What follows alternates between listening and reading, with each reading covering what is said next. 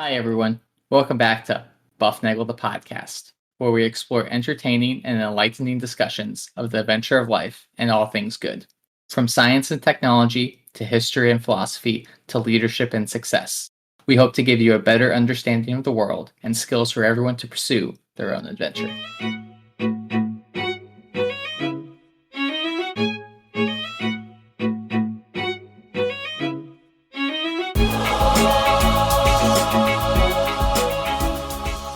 Hey everybody, welcome back to Buff Niggle the podcast, where we talk about all things good in the pursuit of the adventure of life. I'm Harry, and Rafe's giving me the thumbs up this time because apparently I'm just not the intro man that I used to be. There is something, maybe you're in, what do they call it, a slump? Maybe you have the yips. You can't make a throw to first base. That's exactly what you have. You have the yips. Hey, but you know who doesn't have the yips, Harry, is our listeners are the greatest listeners in the history of listenerness. And we are just, what's the right word? We are eternally grateful for their contribution to making us a global top 10% podcast. We can be reached at buffnaggle.com. Hit the smiley star button, hit the like, 5 stars, yada, yada, yada. Do those things you're supposed to do. Get a friend to listen. Tell your friends. The whole 9 yards. Yeah. Get a friend to listen and you'll get a free episode. And that's where we are. Harry, if you're doing a lot of podcasts or even listening to a lot of podcasts, you're going to get thirsty. And you know what you're going to need? What's that? A smoothie. Oh, yeah. You know what? I know what you need. You need the BlendJet 2. It's portable, so you can blend up a smoothie at work, a protein shake at the gym, a margarita on the beach, or in your kitchen while you listen to the Buff. It's small enough to fit in a cup holder and powerful enough to blast through tough ingredients like ice and frozen fruit with ease. It's whisper quiet, so you can make your morning smoothie without waking up the whole house. And it lasts for 15 plus blends, recharges quickly via USB-C. And best of all, it cleans itself. Just blend water with a drop of soap, and you're good to go. It's all clean. Squeaky clean. You know what? They got all kinds of colors, all kinds of patterns. I like to use just simple black, and it's classy. Well, that's because you're a classy guy, Harry. But you know what? Regardless of what kind of class level you have, there's a BlendJet 2 smoothie making blender for you. So the question is, what are you waiting for? Go to the blendjet.com link in our description below and grab yours today. Be sure to use the promo code BuffNagel to get 12% off your order and free 2-day shipping. No other blender in the market comes close to the quality, power, and innovation of BlendJet 2. They guarantee you will love it or you will get your money back. Blend any time, anywhere with the BlendJet 2 portable blender. Go to the blendjet.com link in the description and use the code BuffNagel to get 12% off and free 2-day shipping. Shop today and get the best deal ever. And Columbus, Harry, we are wrapping up Columbus today. With his final voyage. We will get to his final voyage, but we were partly through his third voyage. When we left him, he and his little armada at the time were at Trinidad, and they were at the Gulf of Paria, which was a very sweet Gulf in the Atlantic, which means it had a lot of fresh water. And he put 2 and 2 together, and he was figuring out that things were up. He had reached the earthly paradise, is what that's what he had claimed he had found. Yeah, and what a discovery! You're traveling around the world. You think you're gonna find China, but Columbus says, "Aha! I'll do you one better. I found Eden."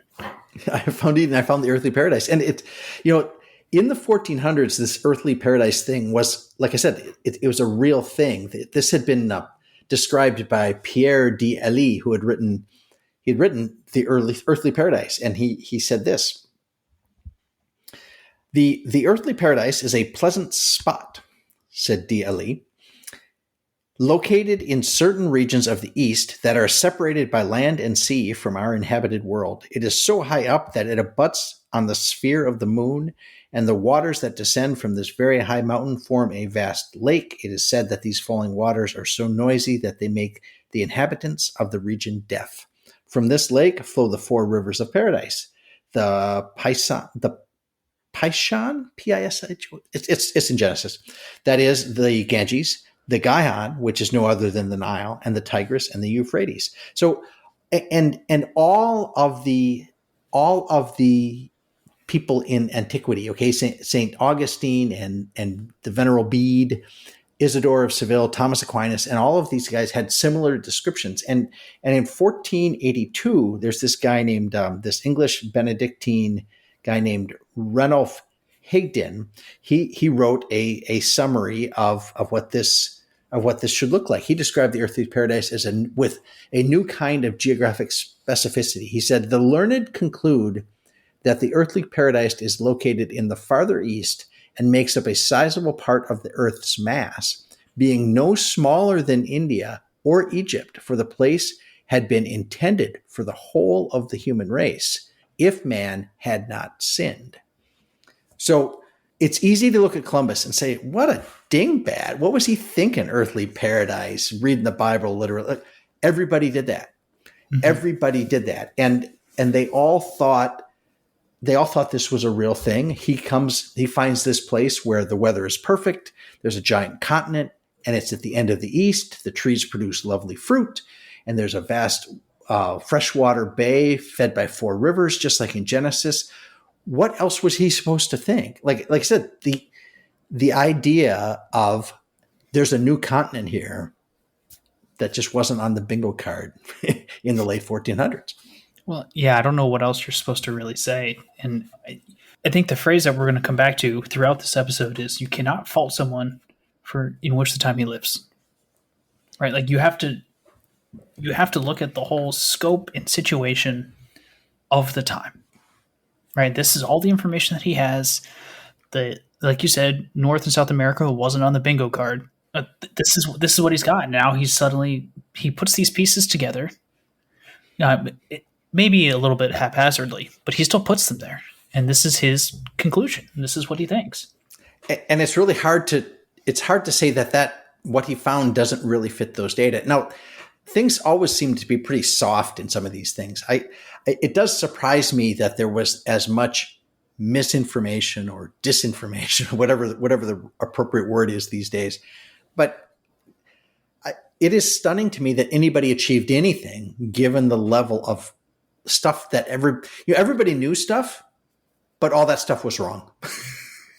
And that I find that kind of that's an interesting thing. But like you said, you can't fault him for living in the time that he lives. And if you're going to do that, what you end up getting is a really arrogant view of the world that everybody who came before me that doesn't know what I know right now, they were somehow inferior. And I have this recency bias because we live in the 21st century. That's right. And what about those of us who will end up living in the 22nd century? Well, see, and that's the whole thing. It's like if they're dumb, if we're smart because they're dumb, then you know what? We're going to be dumb very soon. Exactly.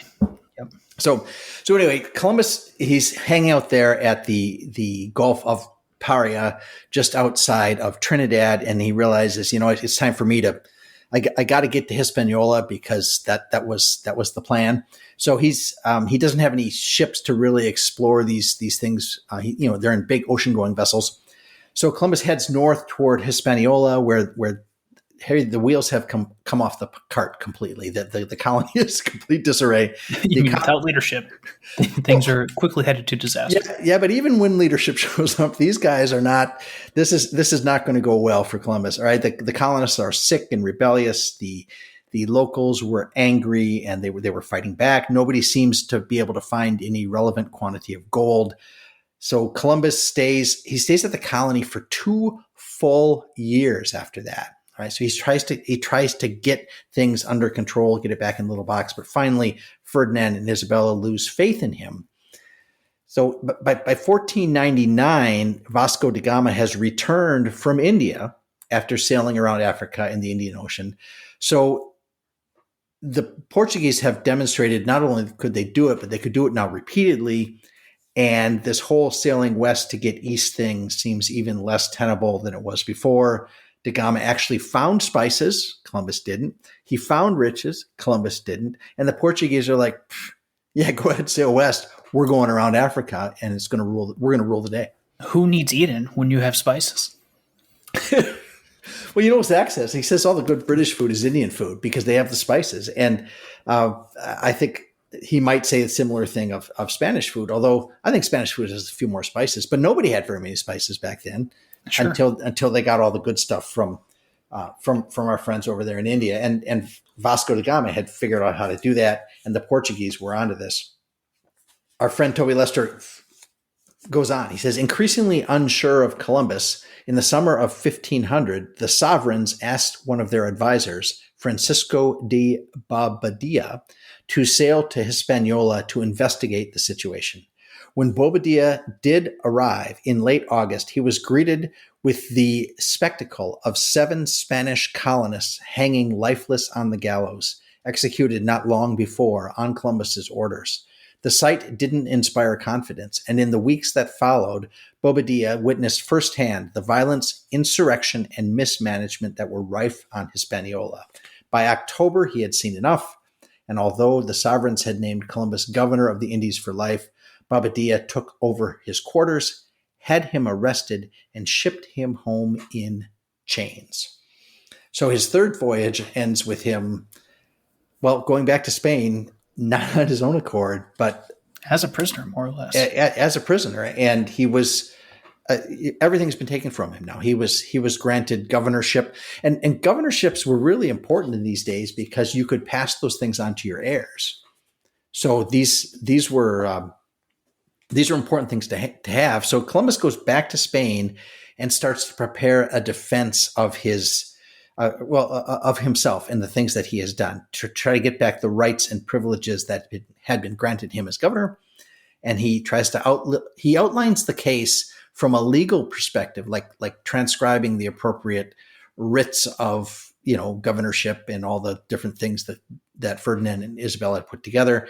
But he also defends it on the theological basis, like we talked about before, that the legal case finally got resolved in 1563. Right, which was like 50 years later, right? Yeah, at least 50 years later, long after his death. But it was his family continued to fight that because it was very valuable to them. But the theological case, like we said before, the theological case pointed to Christopher Columbus as the Christ bearer, this guy that was going to bring this this grand circle of creation to a conclusion. Right, this idea that everything moves from Eden in the east all the way to the west and eventually all the way around the globe. Toby Lester says, the biblical prophets, the Greeks, the Romans, the learned Christian authorities of the Middle Ages, everyone, it seemed, had foretold the special role that Columbus was now playing in history. And history itself was now swiftly coming to an end. In a draft letter to the sovereigns that he included in his book of prophecies, that was his book of his legal defense, Columbus described exactly when the end would come. Quote, from the creation of the world, or from Adam, until the advent of our Lord Jesus Christ, there were 5,343 years and 318 days, according to the calculation by King Alfonso, who is considered to be the most exact. Following Pierre de Lally, we've heard of him, right? In the 10th heading of his explanation of the agreement of astronomy with biblical and historical records. Well, there's a book for you, right? If we add to these years 1,501 years of waiting, this makes a total of 6,845 years of waiting for the completion of the age.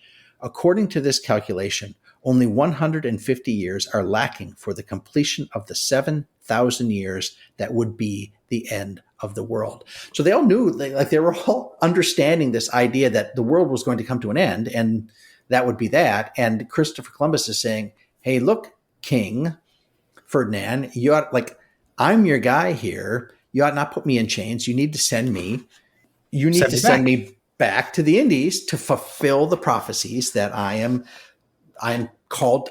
I'm the man. I've been chosen. I'm the Christ bearer. Christopher. I'm Christopher. So it's time to send him back. So at this point in time, by the time Columbus has gone, things have gone to hell in a handbasket on Hispaniola. He gets sent back in chains to Spain. He builds this legal defense, this theological defense. But everyone in Europe now who is a seagoing nation is in on the act of doing something going every which way around the Atlantic. So England is putting efforts into the North Atlantic, probably encroaching on Spain's activity in the south. right? So they go, they're going along the top and they go down the North American continent. Portugal is poking around in the Atlantic. They start doing this, even though they're going around Africa to get to India. They're poking around in the Atlantic. They discover that if they want to go down the coast of Africa and then underneath, the currents and the winds are bad. So what they do is they tend to go way out west in the Atlantic and then do a big wide cut underneath Africa once they get really far south. And that way they avoid the Cape of Certain Death, right? That's what we try to do. But in 1500, Pedro Cabral took 13 ships trying to reproduce what Vasco da Gama did. And he went so far west off the bulge of Africa that he bumped into a landmass that no one expected to be there. And that landmass was nothing other than the South American continent. He ran into Brazil, the Brazil part. Okay. He sees that tip of Brazil, and he realizes that piece of Brazil is on the Portuguese side of the Treaty of Tordesillas. And he's like, that's a place we can go. And then they start following the coastline down. And that coastline from the northeast to the southwest of that's a gigantic coastline. It's this monstrous continent in the south that nobody had any idea was there. So he's very excited about this. We found something for the Portuguese. And the Portuguese also went north, Harry. They went north up near Greenland, and they found icebergs, and they thought that was really cool. We had these floating islands of ice, is what they called them. And then they went west, and they saw this other stretch of coastline up along, the Nova Scotia and those places up there in Canada. And by 1501, people were putting two and two together, and they're coming up with the possibility that maybe, just maybe, there was a whole new world out there, and maybe this north part that they were seeing up there and the south part were maybe possibly parts of the same thing, and maybe they were connected somewhere west of the islands that Columbus had been exploring. Maybe there's a strait that we can get through there to get to the Indies. Okay, they had no idea. If this was like a video podcast kind of thing, this is where we'd insert Teddy Roosevelt with his Rough Riders digging out the Panama Canal, because they wanted to have a strait through there. So they just, Teddy Roosevelt style, I'm just going to make it. Just did, right? Yeah. So they were trying to keep in mind, it's not like you can send up a reconnaissance balloon and kind of check it out and look around, or pull up the satellite photos, go to Google Maps and see. Everything was done on the ground. Latitude was an easy thing to do. Longitude was really, really hard if they could do it at all. And like, they had no idea that the Pacific, that this is the thing that's just got me lately, is they had no idea that the Pacific Ocean was a thing, was its own thing, and that the Atlantic kind of stopped at the Americas. They just thought it was one sea all the way to the Indies. So there might be one or two listeners out there thinking, well, what about the explorers off of China and Japan that sailed east? Well, and I've read, okay, so this is possibly a topic for another day, because I've done some reading and some exploration into this, and there is some little bits of, there's some, how would you say it? There's these little sprinklings of thoughts that could be evidence that the guys in the East went farther east to the Americas. But there's not a lot of that evidence, and it has a lot of holes in it. And you can make the argument, well, why don't they just go up the coast, past China, past Korea, past all Russia, follow it along the Bering Strait, and then down the other side? Yeah, you can make that argument. They could have done that. But there's not really much evidence that they have. And there are some things that look interesting, like some of the carvings and some of the stuff that you see in the advanced civilizations in the Americas have interesting connections to things we may have seen in the East. And so that's a thing that people argue about that. But I haven't seen anything that makes me a believer in that. I guess I'll say that. I haven't seen anything that really sways my, maybe a couple guys here or there, but then they were like, yeah, I ain't going back. But keep in mind, when Magellan did that, all right, Magellan did the sailing from, well, kind of the southern part of South America, way, way, way down there, when he came out of the came out of the Strait of Magellan on the Pacific side, and he set sail for the Indies, and he went like 90 some days without seeing land. I, I just I have this image that, in 1522, whenever that was, when Magellan did that you see the ship, and at day 52 or something like that, and the camera kind of pans out, and it pans out, and it pans out, and there's nothing. And you're just wondering, when are you and there's going these to three little ships just kind of making, and they're just going day after day after day, and there's no water except for what they get from rain. And it's a night. It was excruciating for those guys. Lots of the guys died. It was and that's in the Magellan episodes. You can go back and listen to those. But if somebody went the other way, okay, great, they did. But there's not a lot of evidence for that. So Sure. Anyway. Okay, so Portugal's going all over the place. England's kind of hovering around in the north. Spanish are down in the Caribbean and Florida. Yeah. And people think that there might be an actual continent out there. Yeah, they're starting to think maybe there is something here. And it's to me, I got to imagine, like, these guys, the guys come back on the ship, and they I don't know, they check out, and they go to the local pub, and they're talking, where were you? We were here. We saw this. We saw that. What was, were there any good bars there? What, they're asked, whatever they're doing. How are the restaurants? Do they have Wi-Fi? They're asking all these questions.